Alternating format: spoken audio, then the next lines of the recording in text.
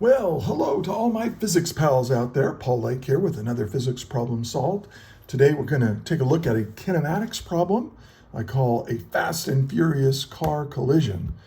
And this is going to involve using the kinematic equations for constant acceleration. That's what we're going to be practicing using for this, so hopefully you're somewhat familiar with those. If not, check the description. There's a link to more problems like this, but also a lecture that would explain how what these equations are and how they're derived. But for this problem, well, let's read through it. You are a stunt coordinator for the 74th sequel of the Fast and Furious movies. Car A, the good guy, starts from rest at the origin of the x-axis, and at t equals 0 begins accelerating at a rate of 4.73 meters per second squared. Car B, the very bad guys, also start from rest at but this time at x equals 204 meters at t equals 0, and accelerates at a rate of negative 3.81 meters per second squared.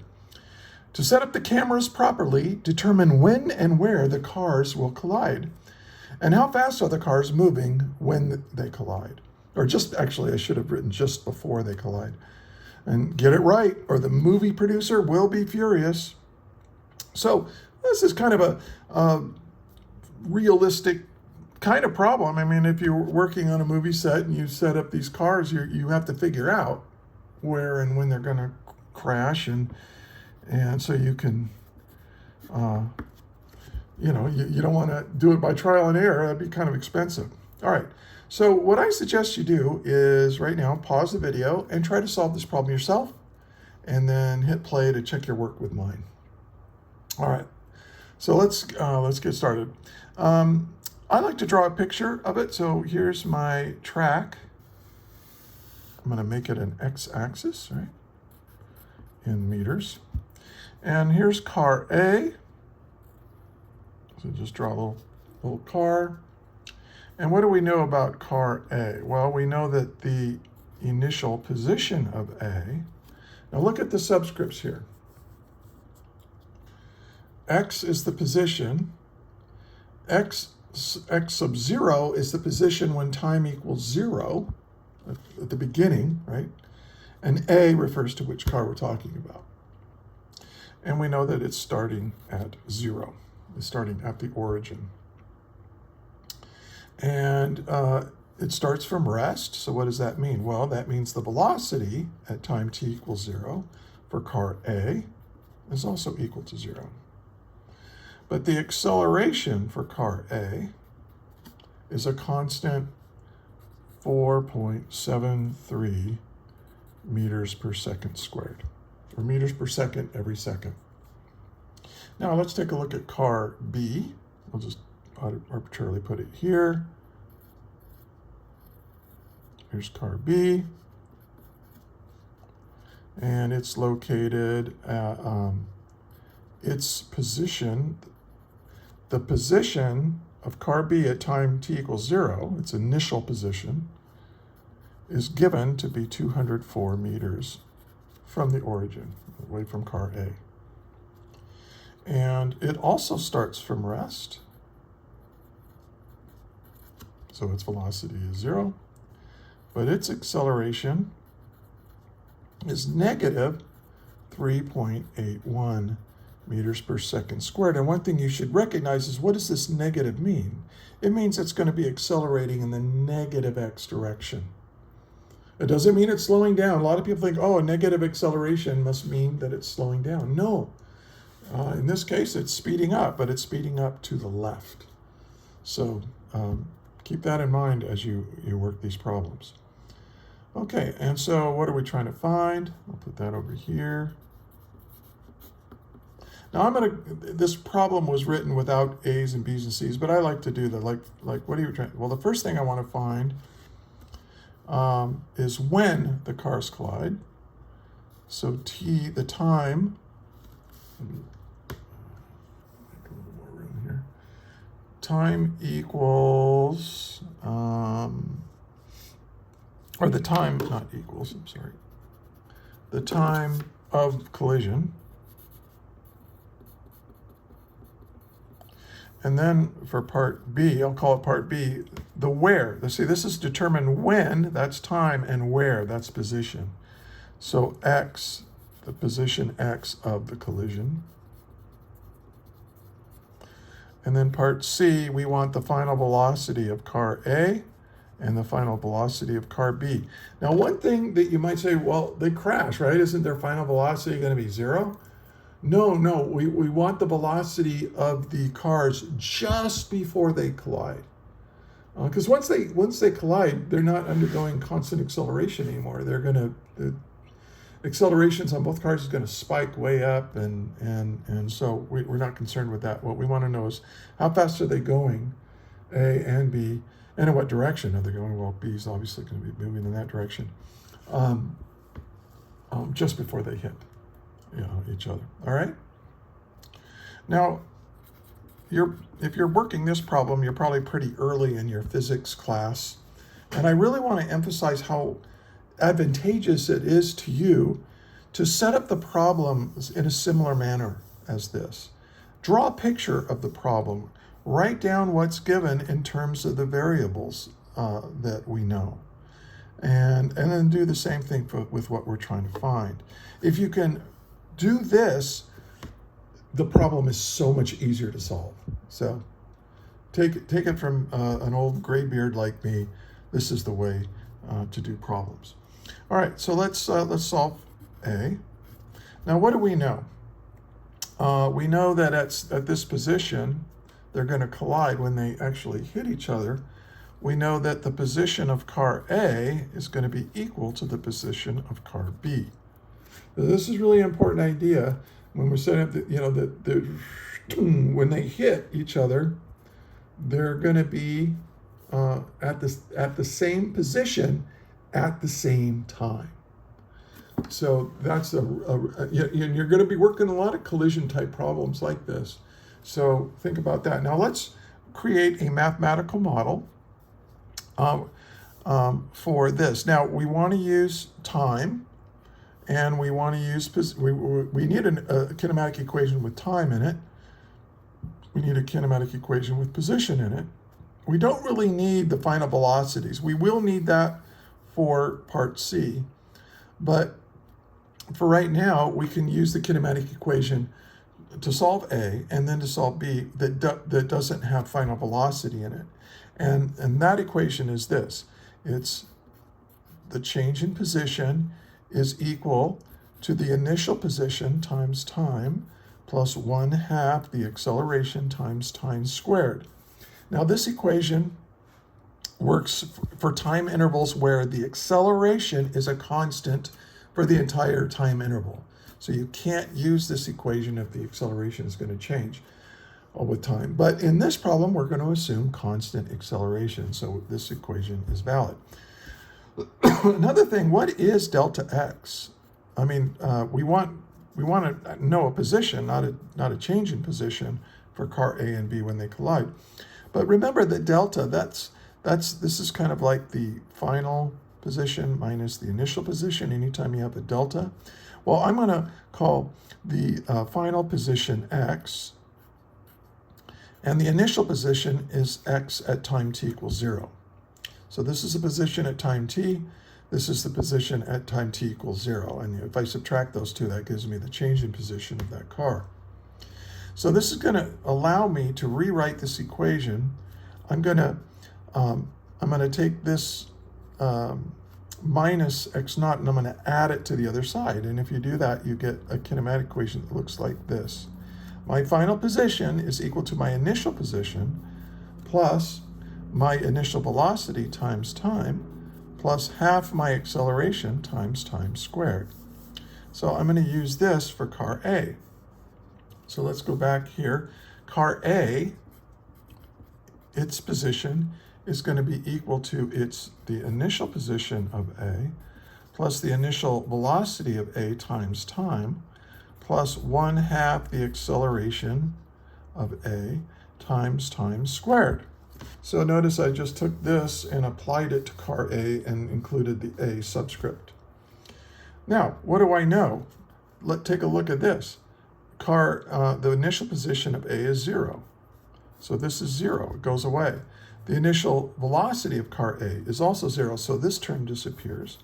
And so we can say the position of car A is simply equal to 1/2 the acceleration of A times time squared.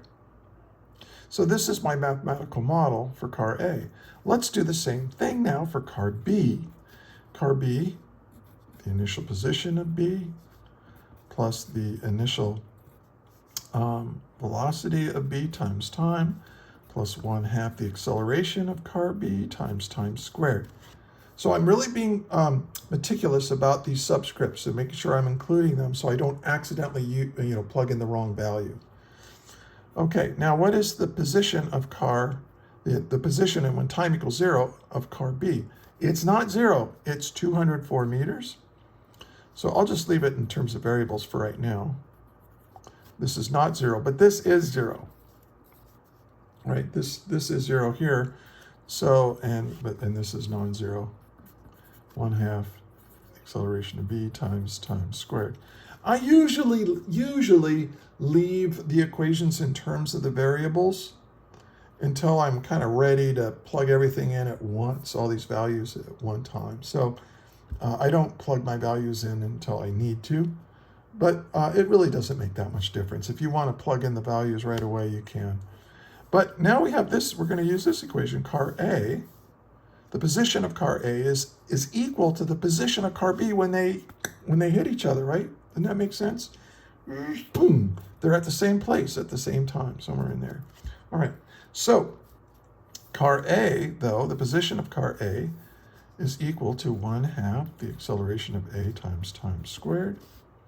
And then this is going to be equal to the position of car B, which is the initial position of B, plus 1/2 the acceleration of B times time squared. And now what I need to do is solve for time, which I can do because I know everything, right? I know the accelerations, I know the initial position, and I'm solving for time. So I know everything I need to know to solve for time. So let's go ahead and do that algebra. I'm going to subtract this to the other side. If I do that, I get 1/2 the acceleration of A times time squared minus 1/2 A times time squared for car B equals the initial position of car B. And now since I'm solving for time, I'm going to factor it out. And I'm going to also factor out the 1/2. So I can say, I'll put it over here to save room. I've got 1/2 t squared. And then what's left here is the acceleration of A minus the acceleration of B. Okay, and that's going to be equal to the initial position of car B. And I'm going to be solving for t. Now to solve for t, let's just go ahead and do a couple of steps at once. This is going to be equal to the initial position of B, right? Times 2, right? I'm going to multiply both sides by 2, so I get a 2 up there in the numerator. And then I'm going to divide by the difference of these accelerations. And now, oh, and then I have to take the square root, right? Because it was t squared. So I just took this and solved it for t. Now, let's plug in values now. So this is 2. And then the initial position of car B was 204 meters. And then I'm going to divide that by the difference between the acceleration. That's going to be, this is 4.73 meters per second squared, minus, now here's where you really got to keep track of the direction, in this case the sign of that acceleration. It's negative 3.81 meters per second squared. And you can see now that these actually add, don't they? When you subtract a negative, it adds. Cool. All right, so, and you'll get a positive denominator with a positive numerator, everything's good. And I already did the arithmetic, but plug that in your calculator. And if you do, you should get 6.91 seconds, if you round it off. Okay, so that's my answer to part A. These cars will collide 6.91 seconds after they start accelerating towards each other. All right, let's do part B. So now we want to know the position. Now this is pretty easy because I now know the time. And normally I don't like to use a previously computed answer because to solve the next problem, because if you make a mistake here, you carry that mistake forward. But I'll show you how to check for that in this case. So I'm just going to say, okay, the position of car A, we already know it's 1/2 AT squared. So that's going to be 1/2 the acceleration of car A, which is 4.73 meters per second squared. And then times time squared. So that's going to be 6.91 seconds. And then we have to square that. Okay. And so, and when you do the arithmetic for this, you get a position of 113 meters. And meters, right, because you got a second squared here, cancels that, and then there's your meters. Okay, always check your units. Now, so this is, if the position of A equals the position of B when they collide, this is where car B will also be if they're colliding. Now, we can check that though, right? Because we have this equation for the position of car B. So let's take that, and the car started at 204 meters away from the origin, and then we're going to add a displacement here of 1/2, and it's negative 3.81 meters per second squared times 6.91 seconds squared. So notice that you must include the negative here. If you leave that negative off, you're going to get the wrong answer. Because look, this is where they started, and this represents how much they changed their position as they accelerated to the left. So they're getting closer and closer and closer to the origin.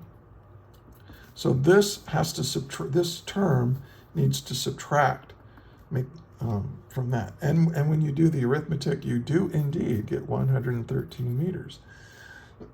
So we can say that the position of collision, and this is the time of collision, maybe I'll put a little C for collision. The position of collision is 113 meters from the origin. Okay, 113. If this is 204, I would think 113 is right in here somewhere. Okay, so now you know where to put your camera, and now you know how much time you've got. When the director says action, you got to, one of the things they do in movies, they have these high-speed cameras, but they don't want to run them for the entire duration because it's expensive. So knowing when they're going to collide can be helpful. All right. So maybe you'll go into the movie business. Part C, what are these final velocities? Well, I'm just going to use the first kinematic equation. I know my time is correct. If this time was not correct, I would have gotten different answers here. But since I did get the same answer here, I know this time is correct. And so I'm just going to use it. The final velocity of A is equal to the initial velocity of A plus the acceleration of A times time, right? This is that first kinematic equation, kind of the most basic one. And so now we know that this is 0. We know that the acceleration of A is 4.73 meters per second every second, or meters per second squared, times how much time went by, which we know is 6.91 seconds. So the velocity of car A just before they collide, when you do the arithmetic, you get 32.7, that's what I got, meters per second. And then the velocity of B it's also just equal to a t, right? Its initial velocity is 0 as well. And so that's negative 3.81 meters per second squared times time. What is the time? 6.91 seconds. And look at the units, right? Seconds cancel seconds squared, leaving meters per second. Yay. I always check units. Always check your units. Okay, and so this is going to give me my answer for B. And when you plug that into your calculator, you will get negative 26.3 meters per second. And this is how fast they're going when they collide. Hey, how was that? Huh? And check the description. I've got a lecture for this. I've also got more problems, more kinematics problems, practice problems for you to do with solutions. And if you're a teacher, please use my materials. I'd be honored if you did. And I'm a retired high school physics teacher, and I just love teaching, and so I had to retire, but I'm now doing this instead. So, and give it a thumbs up. That helps other people find it. Subscribe to my channel if you're a teacher or a student, because there'll be more to come. And I've got like almost 900 videos on my YouTube channel now, and yeah. Hey, thank you for listening, and until the next video, may the net force be with you always. That is all.